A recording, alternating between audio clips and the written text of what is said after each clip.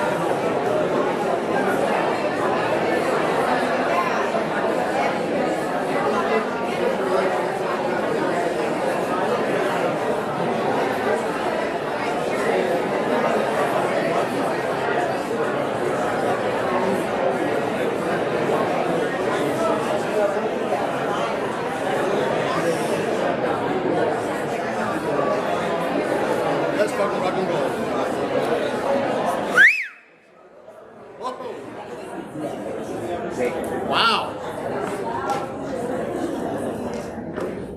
Hello. Hello. Wow. Interactive. That's what they call it.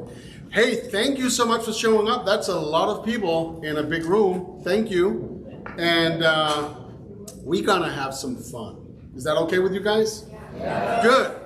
And I'm gonna push as much content I can into these 50 minutes.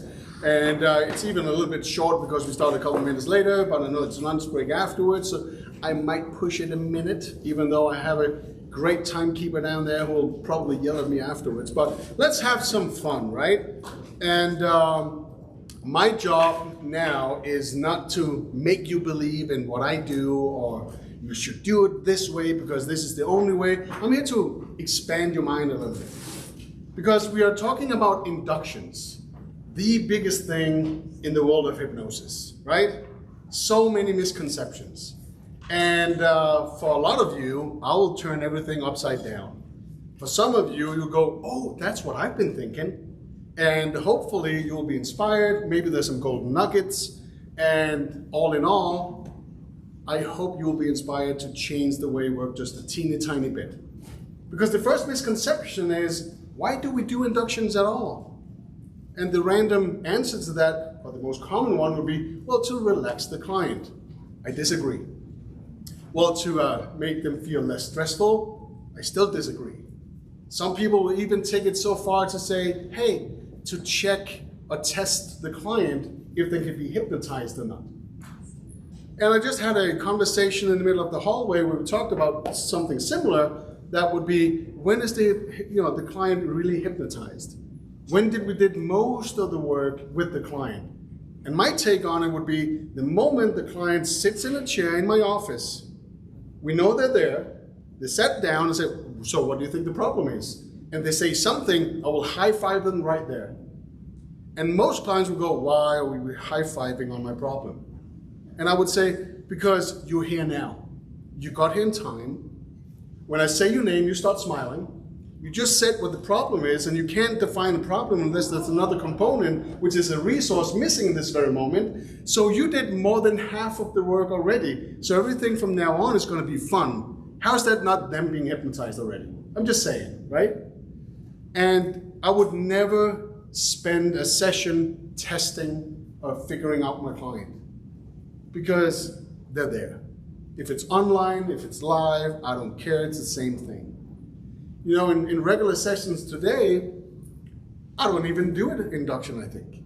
I might do something similar, but not as a segment of my session go like, okay, it's time to do the induction. I never do that because clients get scared because it's now, can I do it? Is it the way I think it's gonna be, right? And I even had another conversation out in the hallway today that is something that slides straight in here like, well, I'm not a very visual person. I don't care. You can still be hypnotized. So somebody's saying I'm not very visual when I'm thinking. Well, they're not visual in the sense of what they think they're supposed to be, right? Because if I'm building this amazing induction, flying on the back of a dragon, feeling the tops of the trees in the palm of your hands, you're just floating away, go see your spirit guide on a mountain, swallow a rock crystal and fart in the forest. I don't know. Could be anything really, right? It could be anything really. But if I'm building this imagery of something such an amazing adventure as that may be, I would say most people couldn't follow that. Because we have our own upbringing, we have our own stories, we have our own thoughts and ideas. So me being so specific, guiding my client requires a lot of work on behalf of my client. So I would never do that. I did 25 years ago because that's textbook inductions, right? I would never do it today. Because if you just think about a moment you had recently that made you happy, maybe just neutral, and you're supposed to explain that to me because I wasn't there. Everyone can do that in a very visual way because they were there. So the difference is back of a dragon, tips of the trees, touching your hand, a lot of detail that is not part of the mind of my client. But them visiting a cabin, being on the beach or whatever, with their words, they cannot say those words unless there's something happening within their mind. They don't know it's them being visual, but they're connected to the memory. They don't necessarily feel like they're there right now, which is okay, but they're having images, which is okay. Some people might even go, hey, if you have a client that's very visual, you have to speak in a very visual language. No, because if they feel really confident there, that's where they're strongest, also resisting stuff. I would speak all languages of the senses. Audio language, kinesthetic language, gibberish, anything that makes them change their mind, right? Or shift in between modalities. Attention shifting models all the time until they're there. So, what is an induction for? Prepping the client, relaxing the client? No, not for me. Depends on the purpose, of course, I'll get to that point. But to me, it's all about prepping the client, optimizing the client's mind and body to receive as much as possible throughout the session. So I don't have to adapt to my client, they don't have to adapt to me. I'm just using their natural tendencies of their neural systems, of the nervous system, of whatever they do today, because a really good client today may be shit tomorrow. Or a shit client that couldn't be induced yesterday might be the perfect client today, because it all depends on the shape of the day. How do they feel mentally today? Are they feeling good within the body? Did they have a good breakfast? Stuff like that. The drive over here, was that nice? You know, or did someone annoy you in traffic? You know, that could be a train stopper right there, right? You bastard. Sticks with the body for a little bit, right? So I think it's all about prepping.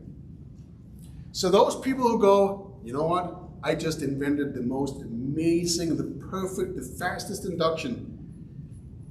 Don't mind me standing in a corner. I used to do that in the back, you know, way in the back, like saying stuff like that, but I will call bullshit right away.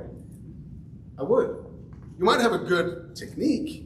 You might have a good method that conveys all or most of the people you work with into that trance state if they're not already there. I get it, it's okay. But it's not the induction that does it. It's more likely the connection in between you and that person, whatever that may be. Oh, we got sound issues, it seems like. No? No, just checking. Awesome. Anybody? You just want to feel the energy. Come on. That's it, right? A round of applause to the sound guy. He's been with us so many years, so we actually have a great friendship, even though we only see each other once a year, right? But it's cool. It's like a family reunion. It's a family reunion. That's what it is. Okay. So, is it the words? I don't believe so. It's the interaction, isn't it? But let's talk about purpose. I just mentioned purpose. So seeing a client in whatever setting that may be, virtually live, in person, whatever, you know, what is the purpose for the induction there? Optimizing the client, yes? Okay. To get them to connect with themselves in a safe state where they feel like, hey, I can do this. This is easy. Not a test, not a task they have to do, not something that seems unachievable in the moment, right? Something that feels natural even without them knowing. Yeah, that's what I do. Usually actually what I do, when I send out like a welcome email to my clients, they'll get this video of me doing all the, you know, the talking I need to do that most people do in their office. I'll do it in the video. And every time I say something that has to do with hypnosis, relaxation, sleep, anything that is trance related, up above my shoulder in the back is my hypnotic chair. And I just do gestures every time I say something like that, just like tapping a client on a perfect word. So I will say everything's going to happen over there. It's going to be so easy. Even before you sit down, you feel it already, blah, blah, blah, all of that bullshit, right? But it works. So when my client steps into my office, they look at the chair going, I want to be in that chair now. And I kind of like lead them over there, and then I do a pattern interrupt, take them to my table over there, and they go, oh, shit, I want to be over there. And if they feel slightly confused in that moment, I know they're already hypnotized. They already want to be there. So the chair has the power already. They want to be there because they already know what's going to happen. So I do the pattern interrupt to kind of like take authority, also to push them a little bit. That's the only test that I do. And the only test that I do is basically, why are you here? What seems to be the problem? And when they say it, I acknowledge the title. But if they get close to try and explain anything, I shut them down and say, let's go to the chair. And they go, oh, forgot about the explanation, go straight over to the chair and just sit them down and go, before we do anything that has to do with hypnosis, tell me about the greatest moment you had the past year. What is that? Or tell me about a place where you love to go to and just relax yourself a little bit if you want some quiet time. Where is that? Place you've been, place you know, place you're physically connected to. And they go, that's easy because it's not hypnosis yet, right? So go, let's say I go to my grandma's cabin in the woods. Awesome, what's the first thing you notice? Trees, okay. What is the scent? Well, the floor of the forest, okay. What is the kinesthetic feeling? Well, the wind in the porch, whatever, it could be a lot of things. And before you know it, every sense is now connected to that memory. And if you put an EEG on their heads right there, they'll be in such a deep state of focus that they're definitely hypnotized beyond belief. And when they're there, they're fully connected. I go straight into hypnosis. No induction, because that was the induction. But there's one thing, though, I'm going to add to it. I'm going to tell them to pay attention to the environment they know and notice something they haven't noticed before and tell me what that is. Because to every modality that every sense could be, now we add imagination. Where does that come from? Where does imagination come from? Is it all pretend? Is it all make-believe? Well, all comes from resources you have within your body or mind. Fantasy, creativity, is realities that you already are connected to that you're making up in a different context, right? If you go like, hey, just because I think and I know how it feels like to be an astronaut, doesn't mean I ever was. No, but the feeling you have in the idea of you being an astronaut is connected to past memories. Could be you as a kid jumping off of a roof, feeling that tickling sensation in your stomach, and now as an adult, you're imagining you're an astronaut and you feel the same sensation because that's the closest thing your brain can come up with. If you haven't been levitating in space, you wouldn't know how it feels, but your mind will make it up from past experiences. So fantasy, creativity is power, and it's always good as long as we keep it in a positive context. Make sense? This is yes, this is no. Are you all with me? Yeah, good, awesome. So when we're at that point and they go, oh, I never noticed that before. And my question is, how does that make you feel then? Now it's all connected, right? They don't know what hit them. That's the purpose of a client session when we do therapy, optimization, or whatever, right? Behavioral changes. And in their minds, they think we're still just doing the prep work because it's not hypnosis. I told them, we're not doing hypnosis yet. Lie, right? Of course it's a lie. And even in the end of the session, they'll go, did we do the hypnosis? And I would answer it like this, didn't we? And they go, I don't know. I said, I don't know either, but how do you feel? I feel great, so what's the problem? Right? And they seem all surprised and all confused at the same time, but I just keep pointing at the stomach going, how does that feel? And they go, that feels kind of cool.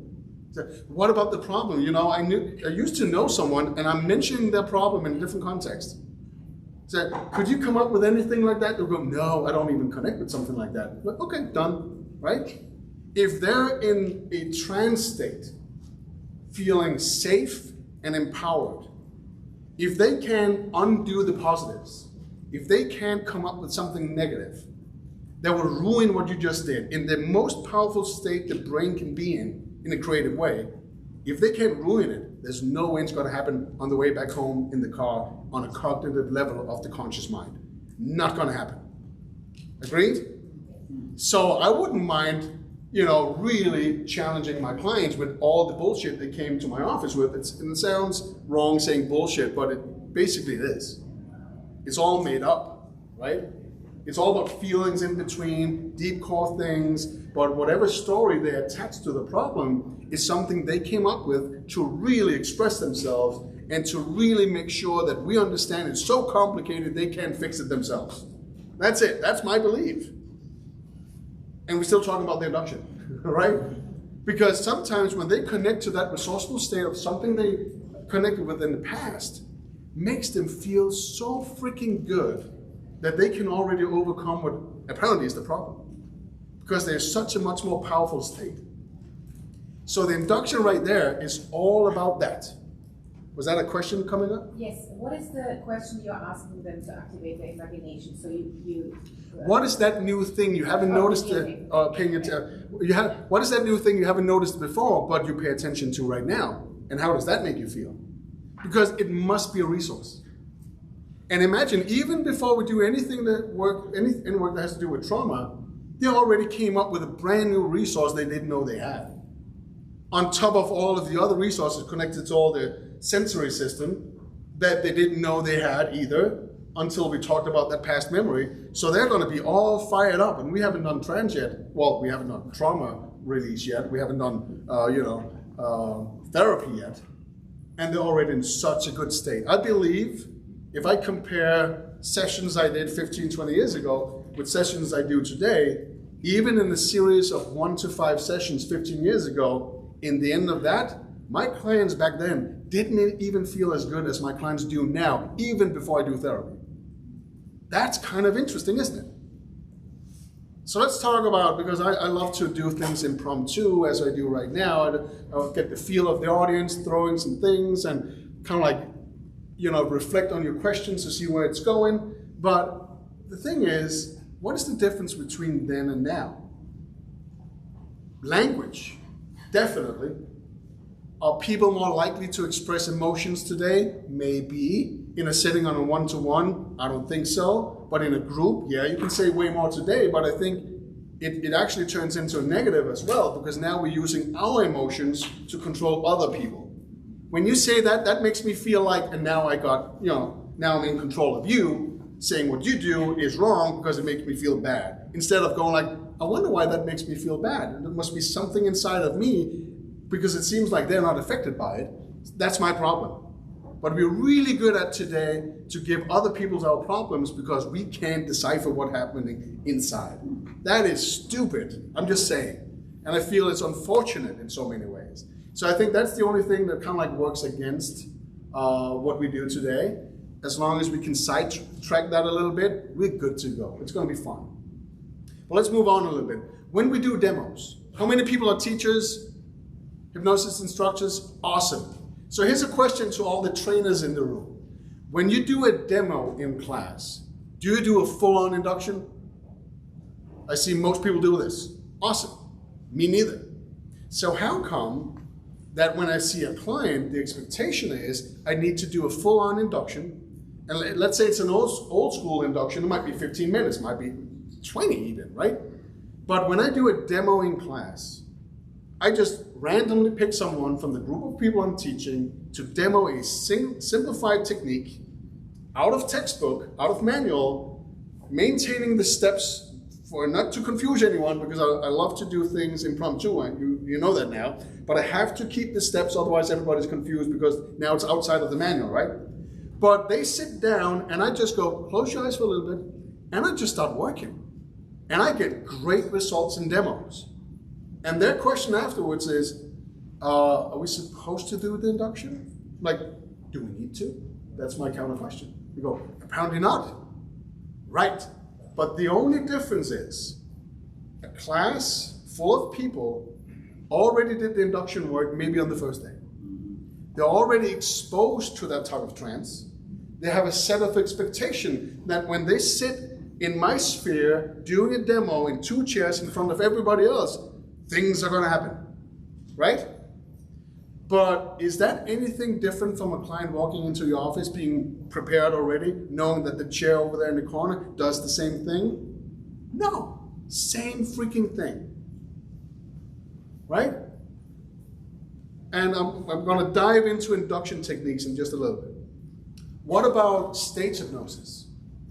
Do we need to do those long inductions? If I do stage shows in the US, it's usually 55 minutes to maybe an hour and 15. If I do shows back in Denmark, it's definitely 2 hours. Why?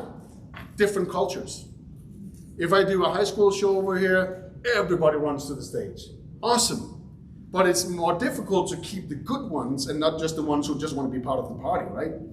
If I do it in Europe, everybody's going to sit like this, looking at everybody else like, I'm not going. I'm just waiting for someone else to be stupid on stage. So it's a completely different setup. I have to use at least half an hour to take the entire audience through a couple of experiences, and everybody who reacts in a nice way to those experiences, I get them to stand up, I trick them on stage, and then I have a great group. And most of them would never have volunteered anyway, which is fun. But that works there. I can't do that in the US. But let's go back to the induction. Why is the induction needed at a stage show? Because we see inductions on stage shows, right? Mark Savard does it. Kevin Lapine does it. Justin Trance does it. All of us does it, right? Well, is it part of the show?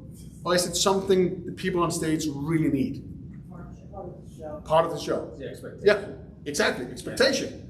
Because let's convert it into street hypnosis. I love doing street hypnosis. The most difficult person you can hypnotize on the street is the first one. That's it. When you have the first one, you will gather a crowd this fast. And every time you drop the first one a couple of times, everybody who's watching knows how to behave now. Yep. So it's a set of expectation. I have, I would say, kind of like a famous video that goes maybe back 7 or 8 years. I even believe there's faces in this room today that were part of that talk I did. It was a 2-hour talk on fast inductions. And what I did, I asked 4 people to join me on stage that I never hypnotized before to give a demo of how fast I could do it. And I think, is Mark Marshall in the room? Mark, is he here? No. No, he's been listening way too much to me anyway, so it's good. But he was my timekeeper. So out of the 4 people, the first one, I said, so let's do this in less than 2 minutes, which is pretty fast actually. And it's all included, okay? Safety measures, instructions, how I want them to behave and all of that, and what to do when I say the word sleep or whatever it is. Sometimes it's just a gesture, it might be both, whatever. Less than 2 minutes, first one dropped, boom. And some people will go, that's really fast. And other people will go, I can do it in a minute. I don't care. I don't care, really. I don't care. So the thing was, let's accelerate that more and more and more. So people got surprised by the 2 minutes. And I said, well, let's do the next one. Next one, let's half the time. So I needed to do it in less than a minute. Okay, happened. So now the third one, so the question was, should we do it half the time once again, less than 30 seconds? And I kept asking them, can you agree? I never hypnotized you before. We never, arranged anything. We never prepped anything. They went, yeah, okay. Less than 30 seconds gone. One guy was left. And I just said, let's see how fast we can do this. I think he was from Austria or something. Super cool guy.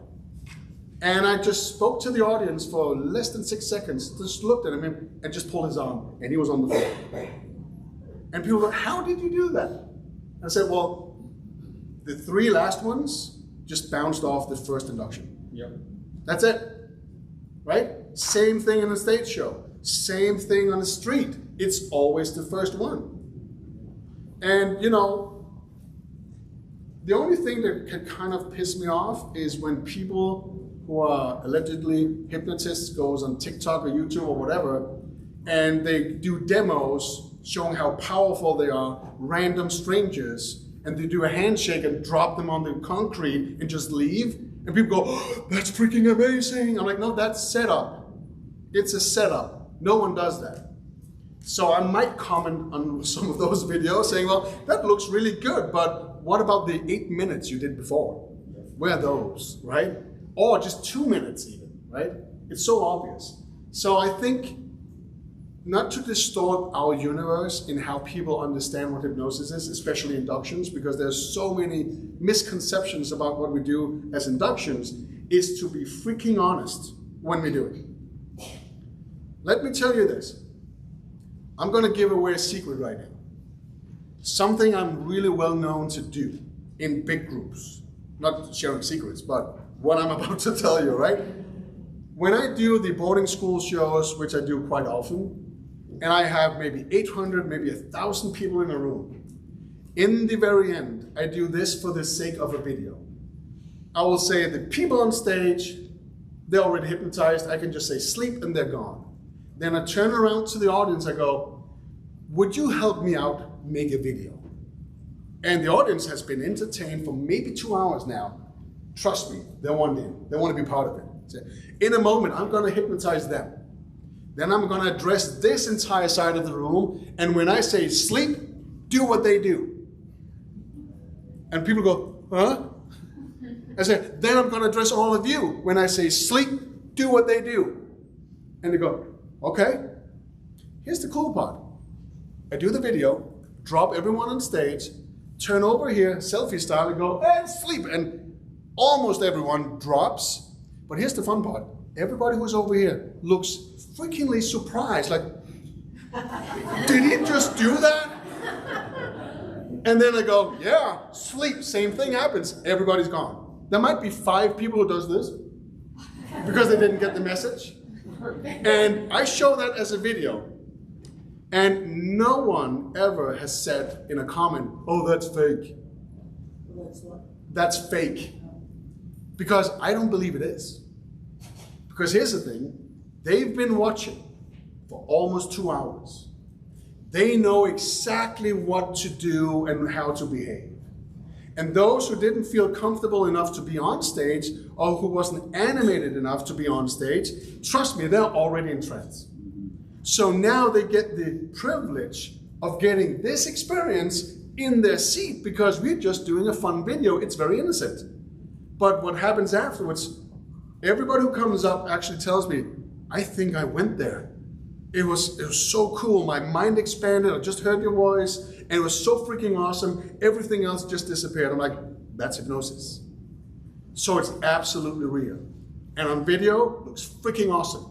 It really does. It looks freaking awesome. So again, the misconception is not, oh, you have to do this and that. You have to do the entire textbook of inductions. Otherwise, people are not hypnotized. You have to get them to a level 17 on the French scale. Otherwise, you can't do trauma release. Fuck off. Come on. You're either hypnotized or you're not, right? Isn't that right? Yeah, we can applaud that because that's what it's all about, right? I'm just saying. So I really love doing things like this and then, really explore it and tell how I think about it because it's easy. It really is. Just the first one we need to really convey in a good way and spend a couple of extra minutes. But extra minutes, 2 extra minutes, is what takes you to hypnotize 10 people on the street. So 2 minutes is a lot of time. Quick story. I did something I called induction mastery back in 15 or 16. One guy, I don't believe he's here this year, and I hope he's okay. One of the oldest hypnotists in the world. He's 80, and he calls himself the world's slowest hypnotist. And exactly, Joe Glass. Perfect, good. I love the guy. He's such a sweetheart. So he was just sitting in this room, me teaching for 2 days, with a lot of youngsters who really want to get out there. Oh, we want to hypnotize everyone. Sleep, sleep, sleep. And nothing happened because it was all friends, right? But anyway, he just sat there looking at all the youngsters. And they went all about, I did it in 11 seconds, 15 seconds, high five, we're awesome. But he was the only guy who went downstairs at the old Orleans to pick someone random at the bar, say, hey, we're doing an experiment upstairs. It has to do with hypnosis. Have you ever been hypnotized before? He went, nope. Would you mind spending 10 minutes with me? And the guy went, that would be fine. So he brought him in, sat him down, and in less than 9 seconds, that guy was on the floor, unprepared. And he just looked at all the young people like, yeah, I'm 80. That's fucking amazing, isn't it? So I told him, well, you have to get rid of that domain name right now. You need to talk to Sean Michael Andrews.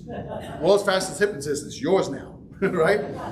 And I just love that because it's not about time. It's not about how much stuff you put in there. It's not about how you construct your induction. It's all about that relationship you create. And as long as you do the things necessary, which is always safety first, right?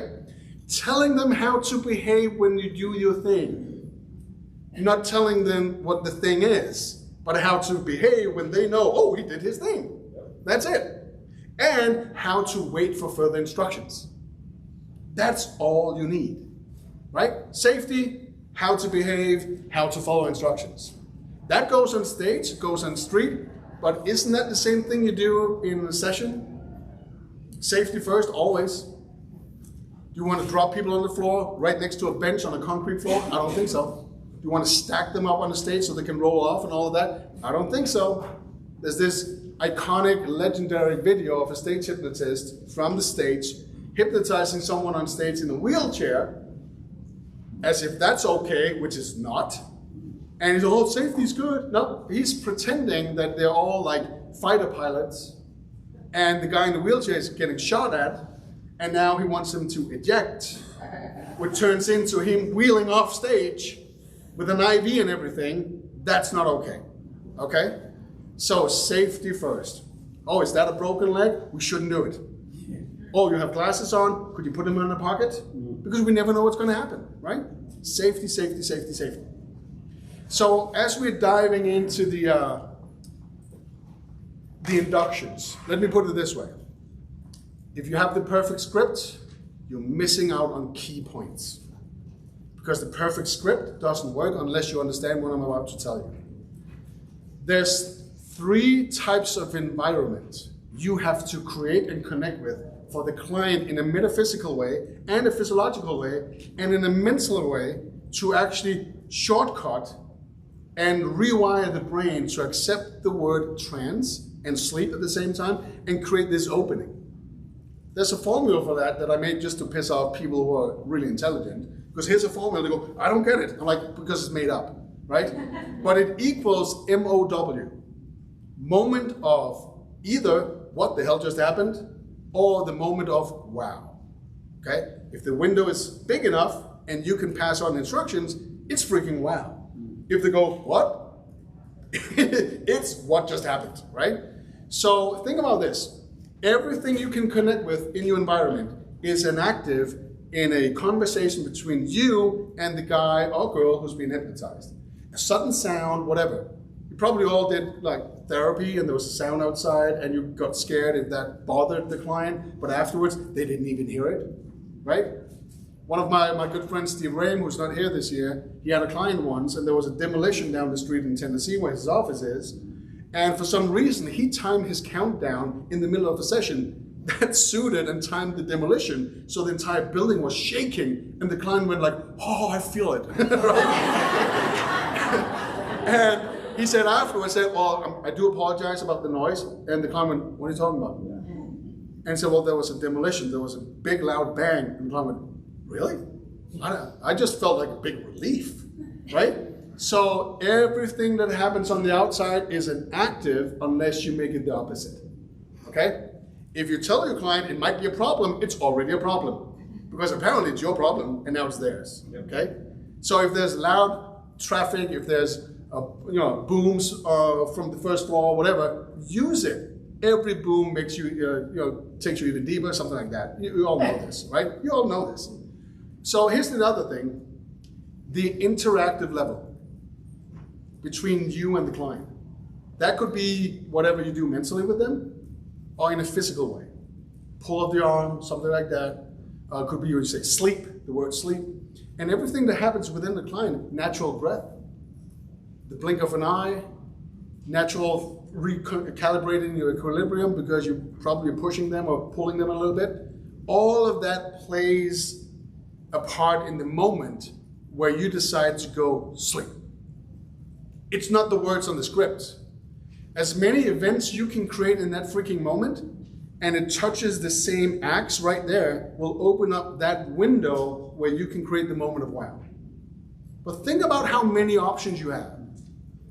So let's see, if me and Nathan stood up here, and I was just holding his hand, and his shoulder going, it's gonna happen in a moment, you know. And he goes, yeah, I know. We already set the premises for doing, fast induction. So right now, what is he doing naturally? He's breathing, he's recalibrating all the time, he's listening to my words, he has inner thoughts, he's trying to keep a balance, he's trying to be coherent with his speak, and he's blinking his eyes, and there's a whole lot of other stuff. That is now usable for me in that category. Now there's the interaction, everything I can do, because I can alter your equilibrium. I can pattern interrupt your blinking of the eye. And I will always attack with the sleep on an exhale, because if you do it on an inhale, it gets stuck in your diaphragm and it's actually painful. You can't collapse in a chair on an inhale because now air is being stuck, and most people naturally will react with an open of their eyes and slight shock, not a positive shock, but a shock like, oh, that didn't fit, that didn't feel well. So always calibrate the exhale, because you can get anyone into trance on an exhale because it's natural. Just like a accordion, right? So when you just let out all the air, so much easier. If you try to pull it in there and you do something quick, well, everything wobbles and it's not steady anymore. It's painful, right? And then you have the environment. So there's so many things. How much time we have? Oh, we got some good stuff. Would you mind, Nathan? Yeah? Okay. Sit down. Hello. So, what I always do, especially standing up, for some reason I always do this. Why? Because I have a tendency when I'm working with people, it's not just this, because that's the intense part, right? Because we can do this and I'll slightly pull you, and that seems pretty intense, and just doing something quick, he will react to it. So I usually have either students or a different audience or whatever, so I'm usually speaking to the audience, but I'm actually giving him instructions at the same time. So keeping my hand here makes me know if he's gonna flop, gonna fall to the floor, gonna do something different, but at the same time, when I'm moving my hand up there right now, first of all, turn around. Every time I say something that has to do with the trance, I'm tapping on the word. Now it's an anchor. Always do that. So naturally, just allow yourself to just go deep down and just exhale and go into that deep state and just collapse your eyes, your head, and your entire upper body. So now it's tapped into his system, right? On the front, I can now feel if he's really nervous, there will be a pulse in this area, but also what I do non-verbally is this. So now we calibrated our breath, and I can feel it on my arm every time he has an inhale and an exhale. So now we calibrated that. When I do this, in case I don't feel anything up there, now I can do this. This is an old bodyguard trick. If you hold your finger down there, slight pressure, I can feel his pulse again. And if he's a little bit tense, I go, just relax. Because his body will react to that right away. Try and tense up just a little bit. Just like, see, I have no, control over his arms. So just relax, just like that, perfect. And I did this slight pull because now I'm prepping his body for what to expect. So let's play with the actual induction, okay? If you face me a little bit, just like that, perfect. So that now we got the compliance.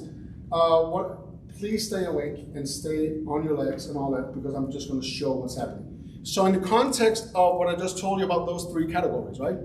What I'll usually do is this, again, because I can control you now in all directions, and in case you fall over a little bit, I will usually catch you on my shoulder, but as fast as possible, get him back to holding his old balance.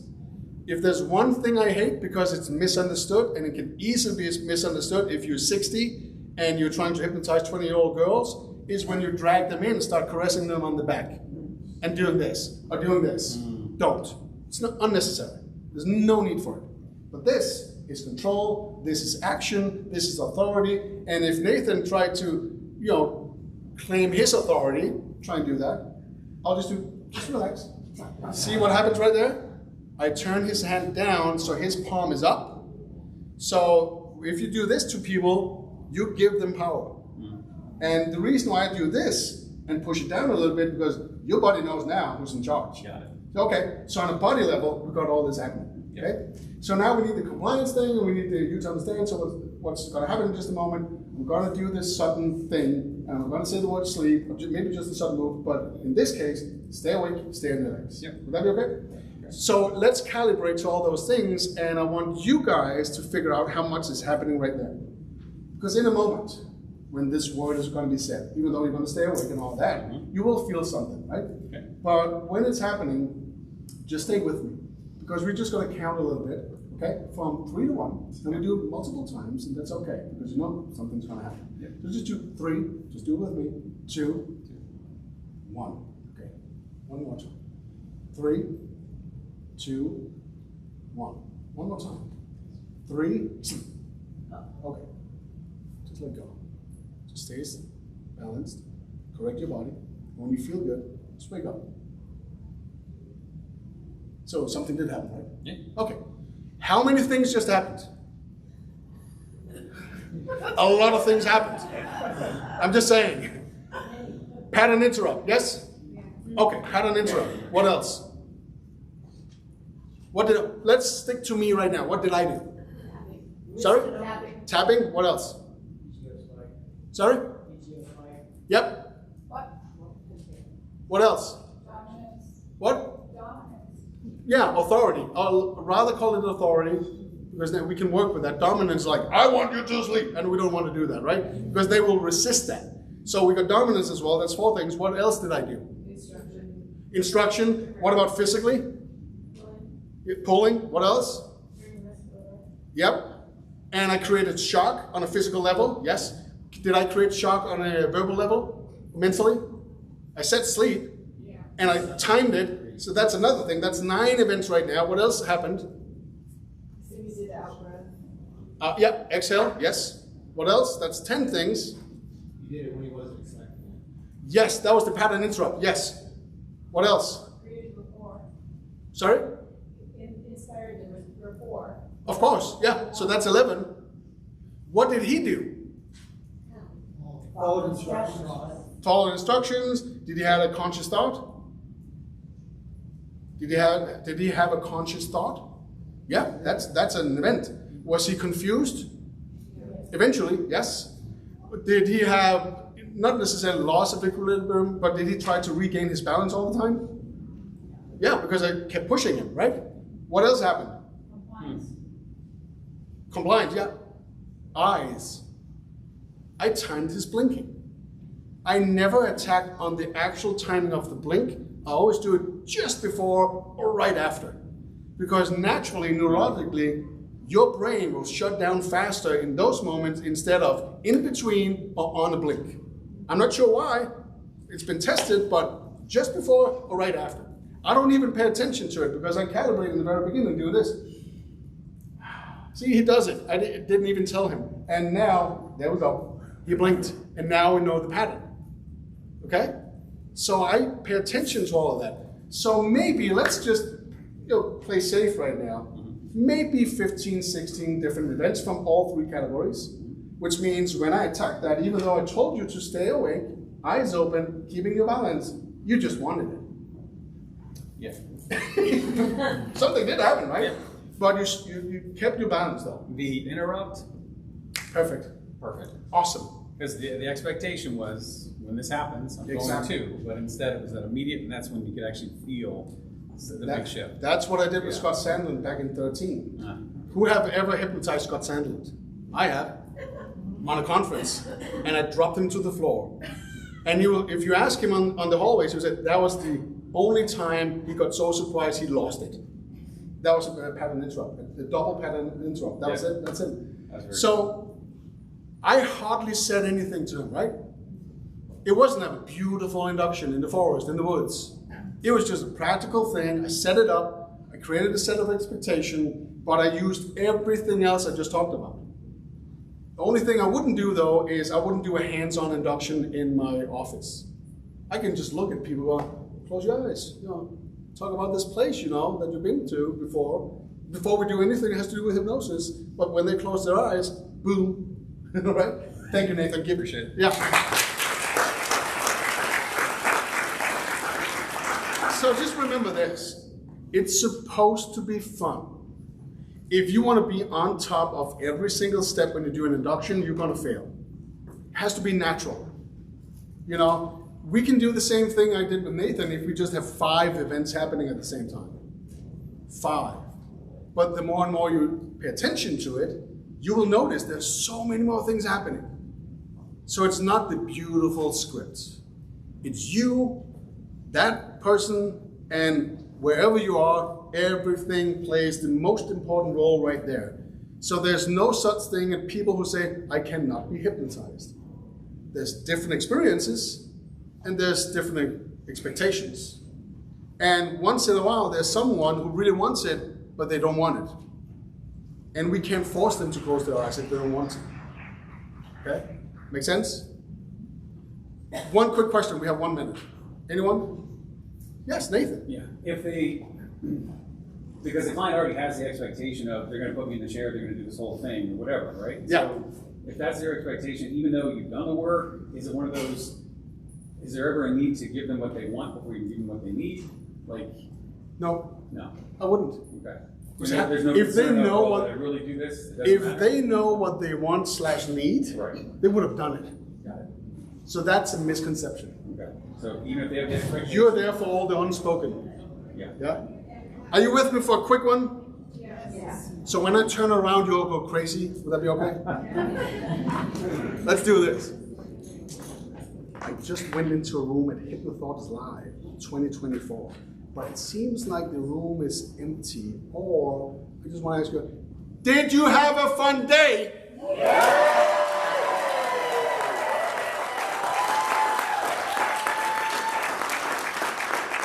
Thank you for showing up. I really appreciate it. If you want to chat, it'll be at the table right outside. You can scan this thing, and this video will be available for everyone if you want it, because there's so many layers, so it might be nice to watch again.